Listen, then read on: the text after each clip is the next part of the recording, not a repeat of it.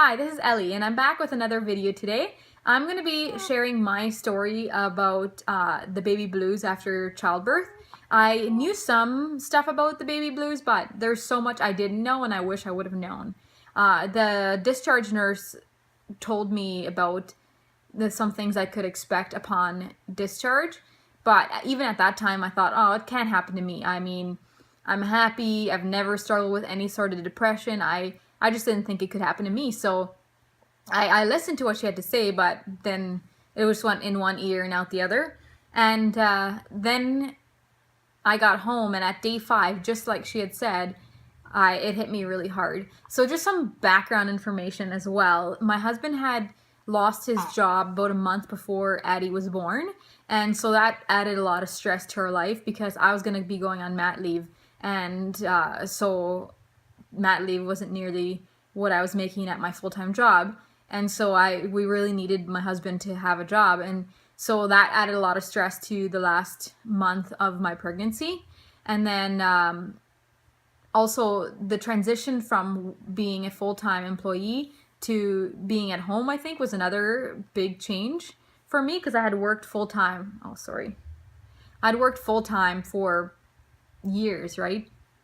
So I guess those are some things that attributed to why I felt so down. Anyway, on day 5, so the Saturday after she was born on Monday, I felt so tired, and the kids, I have 3 stepkids, and they're a bit older, so they wanted to watch A Dog's Purpose, and I wept through the whole film. I was so emotional, and I mean, it is a sad movie, it has sad parts, but typically I'm not the kind of person that would cry in like hardly any kind of movies would make me cry, with the exception of My Sister's Keeper. But it just made me cry like all over the place. And when I went to bed, I just broke down, and my husband's like, "Wow, what's wrong?" And I didn't know how to describe it other than I was just so tired. And I've never cried of being tired before, so I knew there was more to it. So I just thought, well, I'll just get more rest and then we'll move on. Now, it was really hard to get rest the first 2 weeks because so many people came to see Addie and me, and I just found it hard to, restrict the amount of time that they were there. I loved everyone that came, but I just wish that it would have been for shorter periods of time because it took up my entire days. And so I had no time for any sort of rest, which made me really, really tired. And so on day 5, my husband was still home. He was home for a week of Addie being born. And then he went back to work. He found another job, and he went back to work on the Monday when she was 1 week old. And so all of a sudden, he was back to work. He was working much longer hours than he had at his previous job.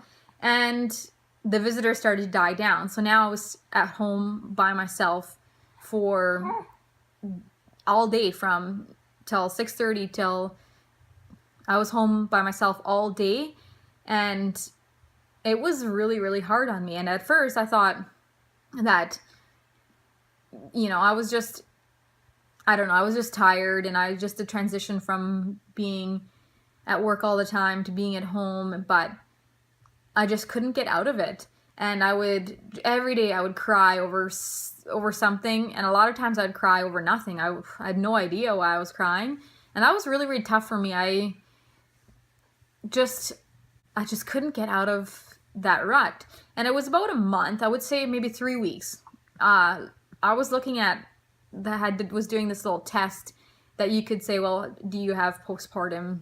And so I thought, I'm going to take it because I thought possibly that I had actual postpartum depression.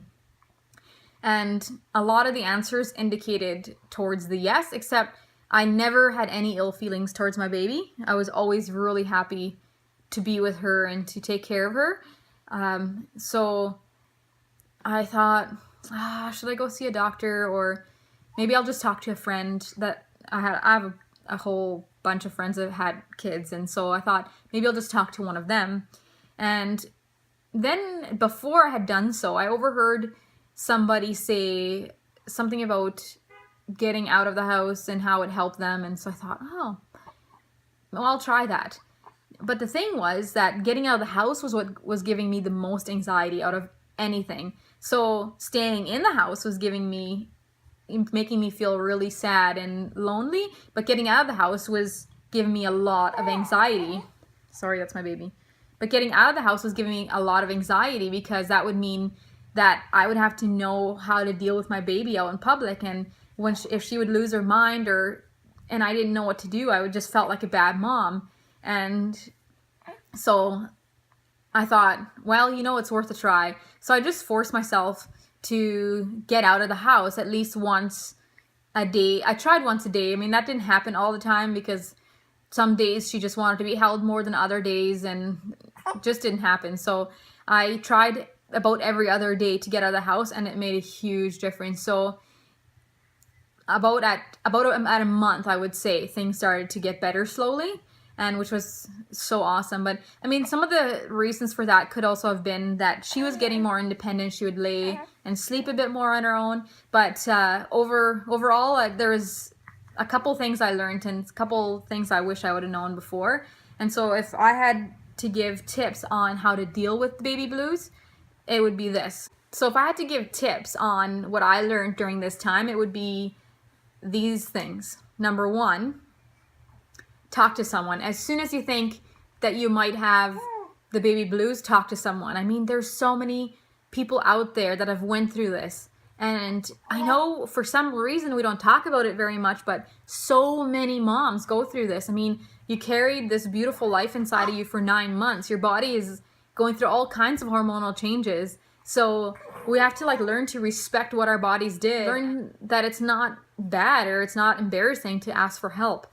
And so that's what I would say. I would talk to someone, because if I had talked to someone sooner, I would have been able to enjoy the first few weeks way more.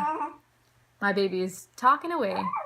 And second of all, I would say is find help or get help. And now, not necessarily professional help. What I mean by that is find someone that will help you run an errand or come over so you can sweep your floors. Because I know for myself, on days that I was able to get just the tiniest little bit of cleaning or organizing done in my house, I would feel so much better. It's weird. I mean, they always say let the housework just go, because it's not gonna leave. The housework's gonna stay right there for you the next morning or whatever.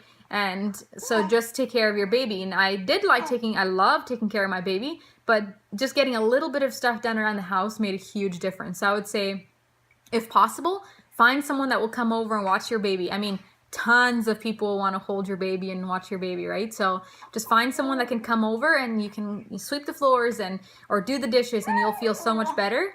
The third thing I would say is give yourself a break on going back to the gym or getting back into an exercise routine. I mean, this might not apply to all women. I mean, a lot of women might not have that kind of pressure on them, but I know I did.